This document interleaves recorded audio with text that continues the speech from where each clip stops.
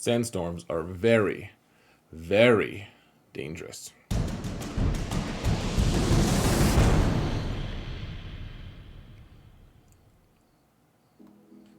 Hello everyone, and welcome to another episode of Xaereth Prevails, a Grand Arena story. Folks, we have match 8 here of the current GAC season. I am undefeated currently, and trying for top 10. We've gotten full clears, all the feats and everything. This match is remarkable in the sense that we've just gotten our meta teams nerfed. Vader is diminished. General Skywalker's diminished, or maybe he's stronger, who knows. Jedi Knight Luke is also diminished. A lot of things are harder to use. Watt is really sad. He's like, I'm Relic 7 for no good reason. And I'm like, you were Relic 7 for no good reason before that anyways. Stop moping. At least you're not Relic 8 yet. But that being said, folks, this is an interesting match. Trying for top 10, as I said, we're trying for efficiency. And it's tough. My opponent put down an Executor with the exact same speed as mine, and so who knows how we're going to end up doing. They also attacked before I went, but they only attacked and hit my bottom zone and my back zone, and then the top, they only killed 2 teams and just stopped, just abruptly. Like ran out of juice or something. I don't know. You'll have to check out how that goes. Let's get to the fighting. Before that, guys, please just want to remind you, please would really appreciate it for free. If you for free just clicked that thumbs up button. I mean, I could give you a 900 number, but actually I couldn't. I don't actually have that. I can't back that up. But if you could, please, guys, hit the like button or leave a comment for the algorithm. Really appreciate it. You guys have been helping me so much. We've been getting a lot more traffic here, and it's all because of you. So thank you so much. I actually like my own videos too, for what it's worth. So there is that. It's also partially because of me, but mostly it's you guys, almost entirely. So that being said, let's get to the fighting, folks. Let's see how the nerfs have impacted us. You guys can see Vader is sad. I've given that away a little bit. You'll see. You'll see.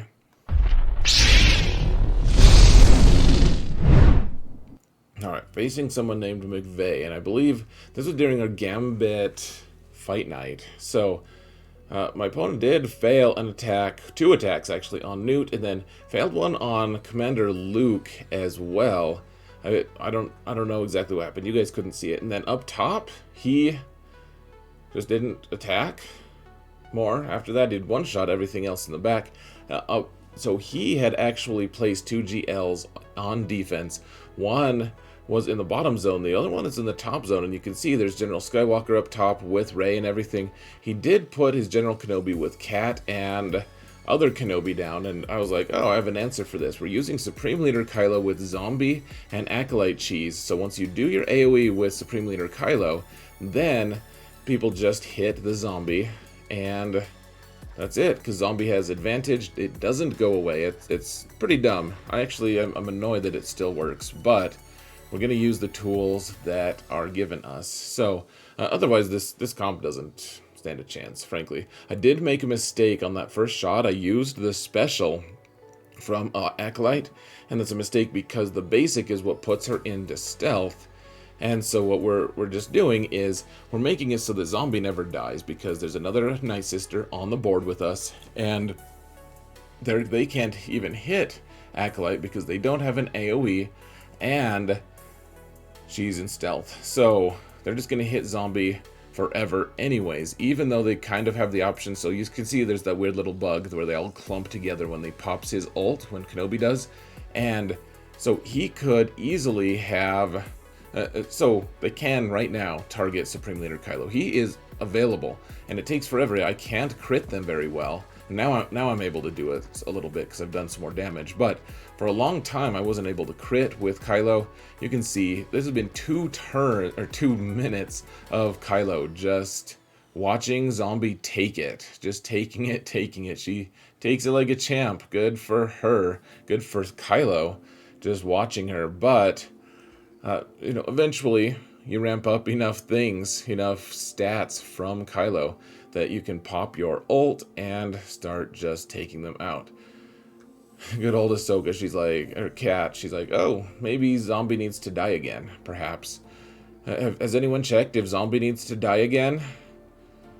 And then she reports back to Kenobi, she's like, oh, hey, I checked, and it turns out, yes, Zombie does in fact need to die once again. So, I think CG needs to fix this, frankly, but I'm a big proponent of playing rules as written, and we have the tools to do this. I don't want to have to deal with the headache of Kenobi Cat in 3v3, so we're just doing it. My opponent can do it too if they want, if I place Kenobi on defense ever, which might happen one day. But we're taking...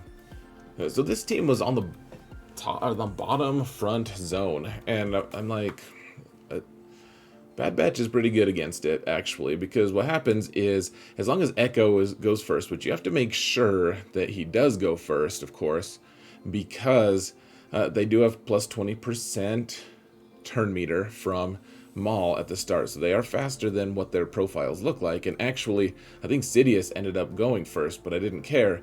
But once that happens, Echo can dispel all of their stealth and everything, put daze on them, and then you can stun them with tech, and you can just start going to town. So they all have daze now. Once again, I mean, I'm starting to get okay with these guys. Now, when we get Omega and when we get Wrecker, all of them in there at once, really not sure how we're going to do it. But that being said, 54 really easy banners in that bottom zone. I would say that's a huge mistake on my opponent's part. You don't want to put really easy teams. You want to put teams that are like questionable. Do I want to use a Galactic Legend or not against this team? And so we're using Mothra here. I thought that maybe he had his General Grievous in the back zone, but this is a pretty worthy cause for Mothra, honestly. So we don't really gain turn meter with this specific Mon Mothma comp, and they don't have a way to heal, really. They do damage and they ramp up damage, but at long term, I mean, you can dispel the one taunt from Stormtrooper. I guess Hux could incidentally hand him enough turn meter, like you could give him the turn meter and the reset to be able to taunt again, but we just hit them again, one basic and everyone assists, and once again you see he's assisting, he gets dispelled and buff immune just for good measure, and now we can target Hux again. So I mean, this is a pretty good counter, honestly, as long as Fox doesn't just inordinately target Cassian a bunch. But even then, I mean, this isn't bad. This is actually pretty smooth. And then for the final part, you can have daze and all the different debuffs on Stormtrooper except for ability block. So that's too bad. But as long as you get daze on him, he's not going to hit you back. And it takes a while to take him out with our really bad offense. So you can actually heal up to full health and protection, as opposed to General Grievous, who you might get a 51 on in any given encounter. If you're facing this Hux team with Mothra, you get a 54, at least with this comp. I have no idea if you use the speed comp, like the TM comp. I think that's probably a quick way to lose.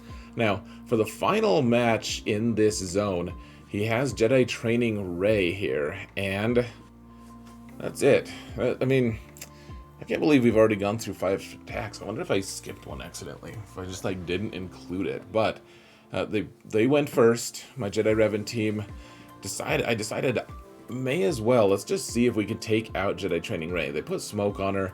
We have a Relic 8 offense modded Grandmaster Yoda. We may as well just take her out if possible. So gotta be careful here. We can do the AoE with Grandmaster Yoda to gain stealth so the BB-8 can't hit us. And then I did have the tactical advantage anyways from Jedi Revan on Yoda at the time anyway, so BB-8 couldn't hit us back. And we just don't want to be countered. That's all. That's all we wanted, guys, is not to be countered. Eventually get the stun on BB-8, take him out, and we're just trying to get max banners, if at all possible. And honestly, it seems pretty probable at this point. Not a bad match here. So, got through this team, and I have to wonder... Oh, wow, okay, so I actually I think I did skip one team, but we took out that Poe with the veterans, with, I think, Night Sisters. I don't know. I'm sad that I left that out, but easy enough counter. Sorry about that, folks. And now, we're doing Night Sisters. Oh, maybe I used Night Sisters on this team instead. I don't know what I used on that Povet's team. I'll have to go back and look, and it'll be for me to know, though, guys. You guys can go look at history, I guess. But here's the thing about this comp. We're trying to use Night Sisters here, not because I cared about banners, but because I want kills with Night Sisters to be able to get a feat.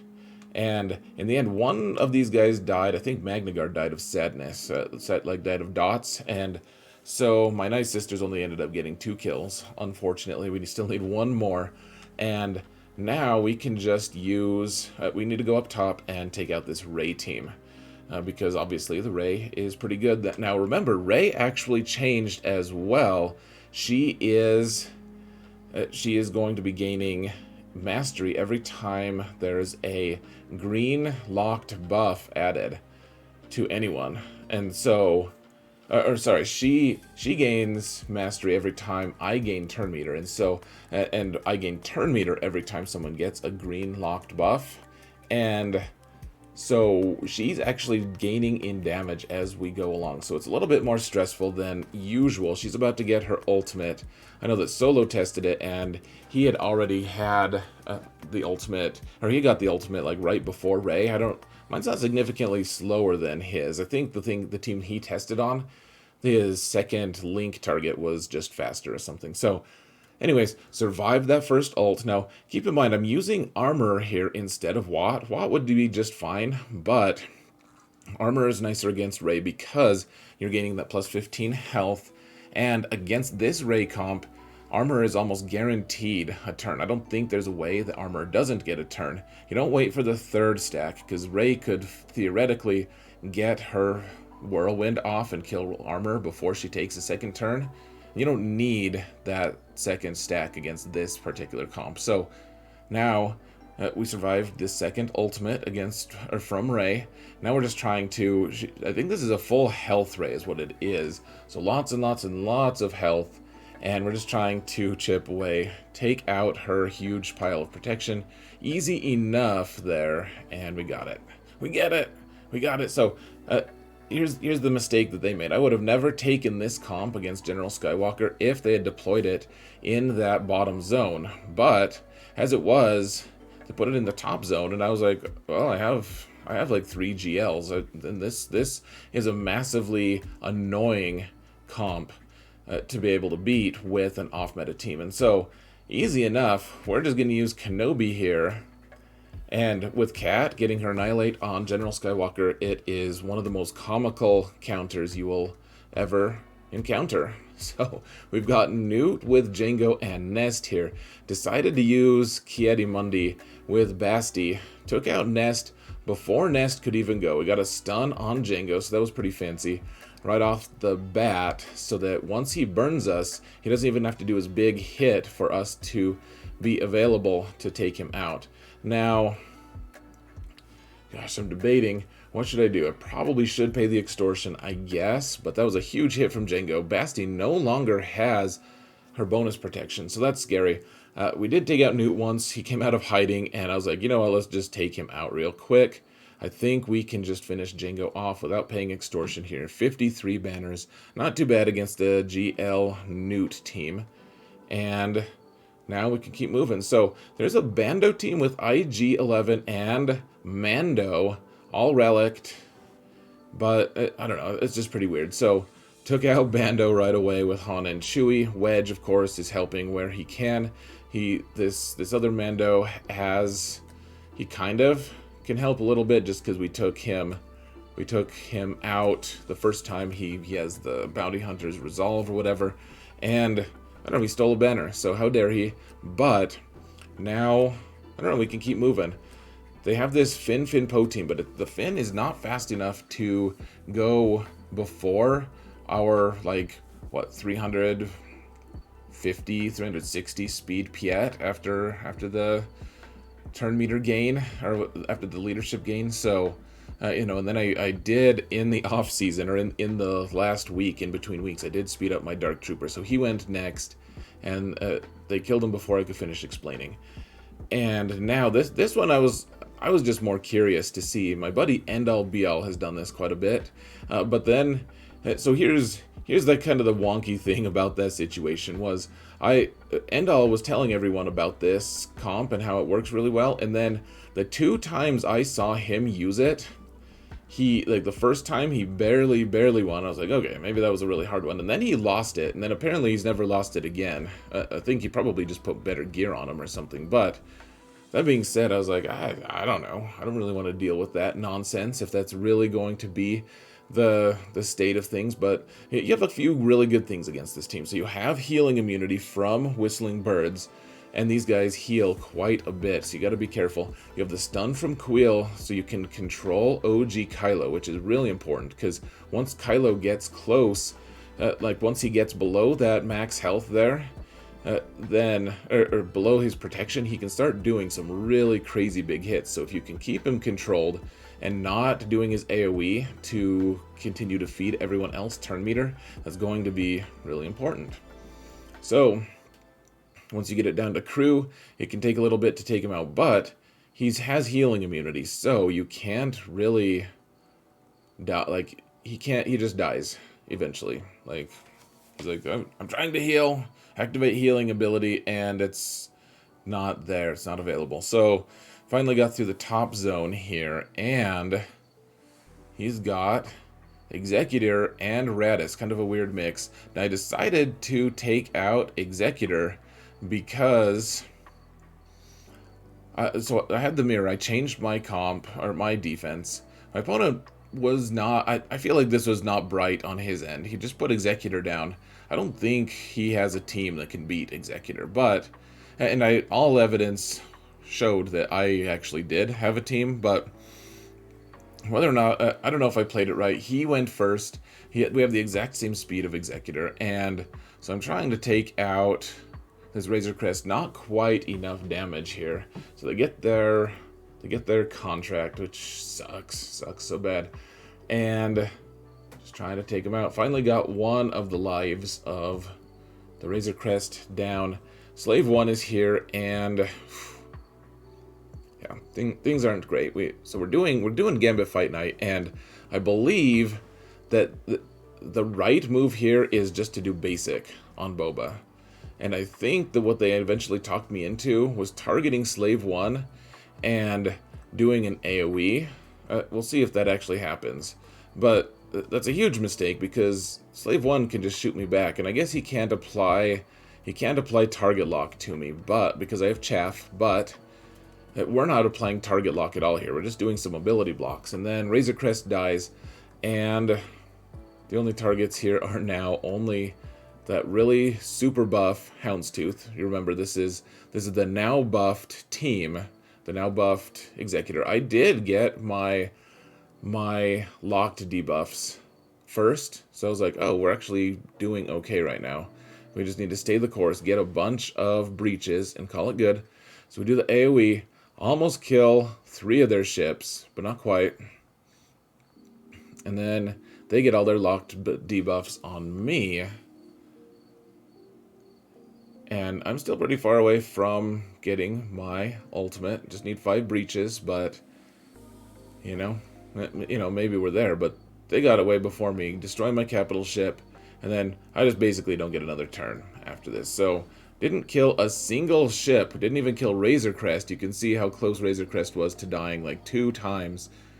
And pretty upsetting here, actually. Didn't even kill a single thing. And then Gauntlet comes back, heals some of their protection, and cleanses them. I decided I wanted to leave this team with the current health and protection that they had, and their loaded turn meter, and their cooldowns all kind of weird and everything, but not my favorite situation. So what's going on here? I don't want to watch you guys select my team. It takes forever. So, all right, we're using Rebels now.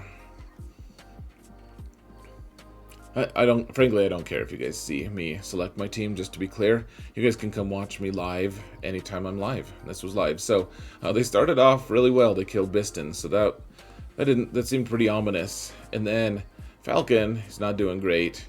Did the wiggle, even though I don't get full turn meter from that, and decided we're not going to focus down Houndstooth here.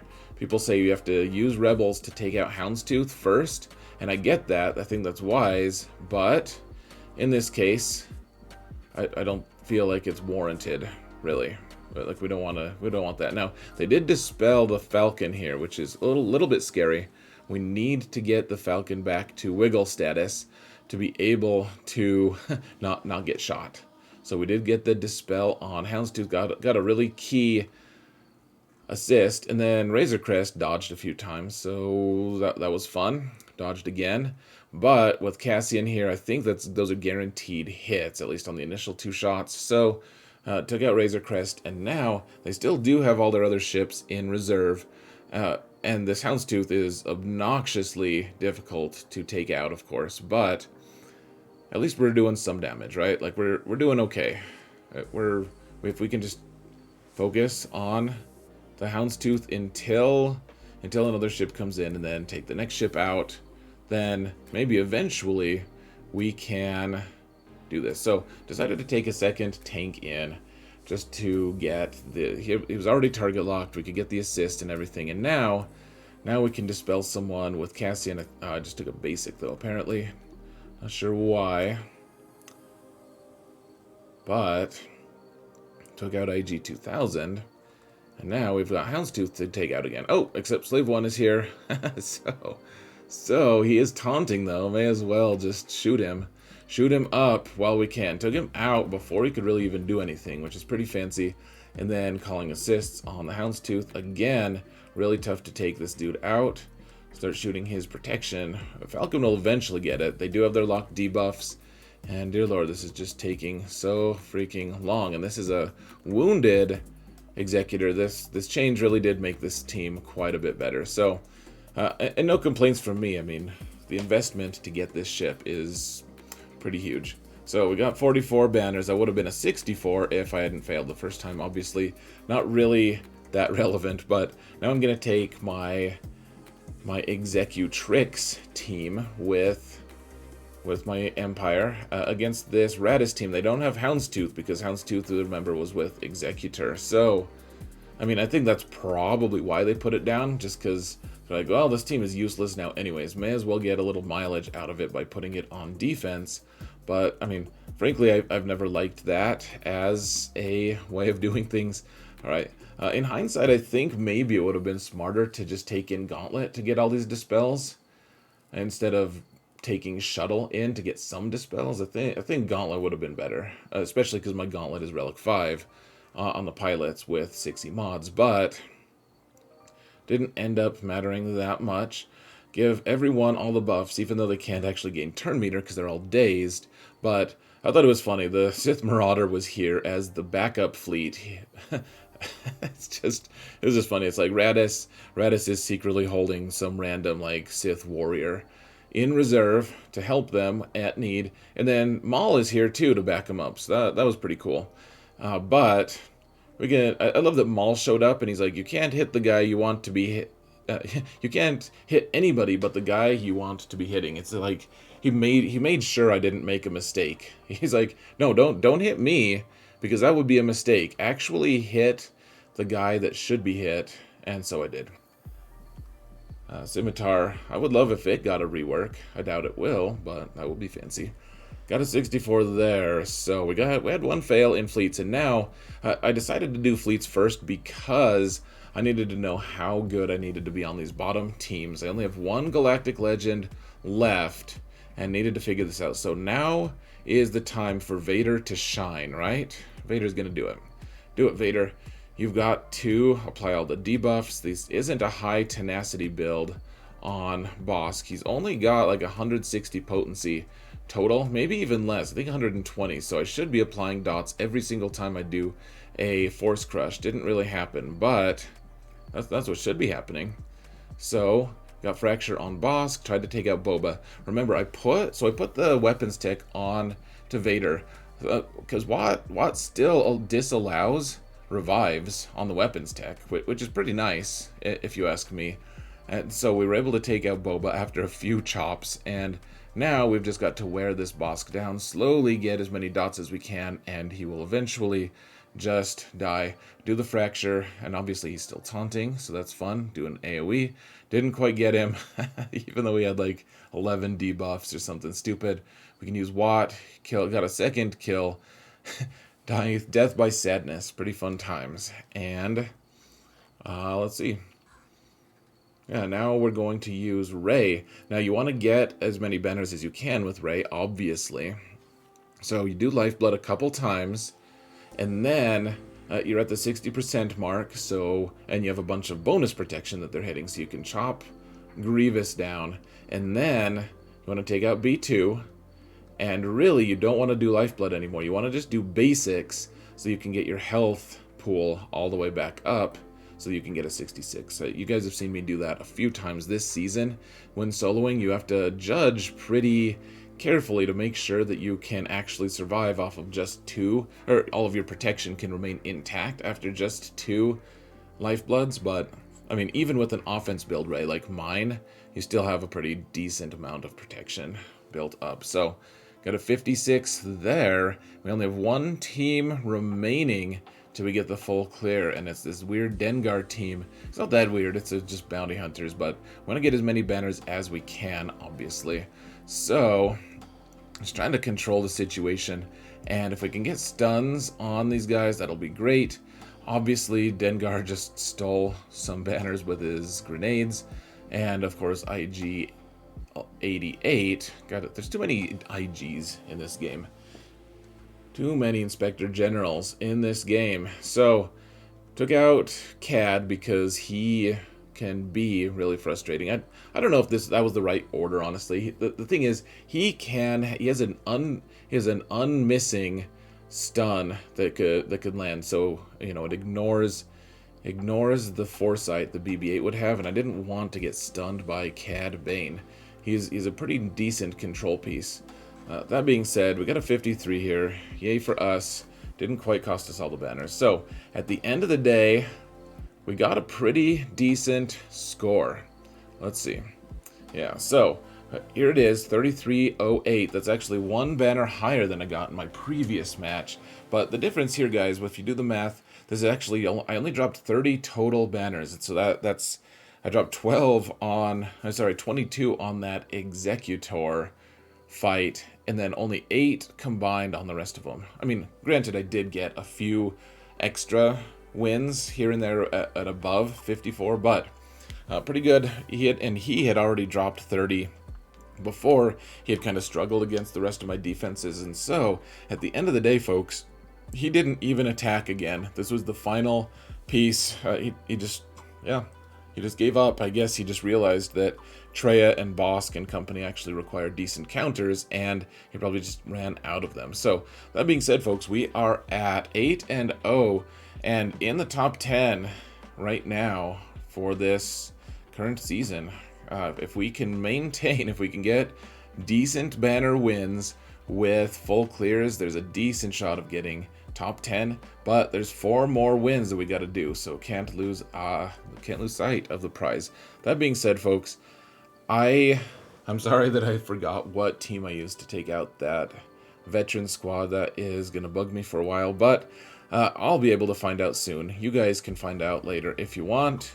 Maybe it won't even be available, and I'll just withhold that information. But that being said, folks, thank you all so much for watching, and remember that in all things, Xaereth prevails.